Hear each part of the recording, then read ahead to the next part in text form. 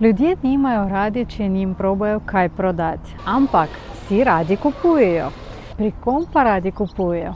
Pri tistih, koga vsaj malo poznajo. In s tem se ukvarjam jaz.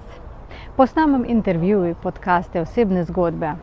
In če potencialna stranka gleda ta intervju s podjetnikom in razume, on pa ima isti hobi kot sem jaz ali isto življenjsko zgodbo.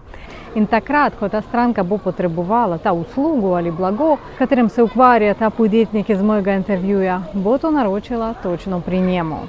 Kot nekdanja televizijka znam posneti in zmontirati video. Kot psihologinja in strokovnjakinja z odnosov z javnostjo znam zgraditi ta pravo osebno zgodbo, ki bo pripeljala vas do cilja.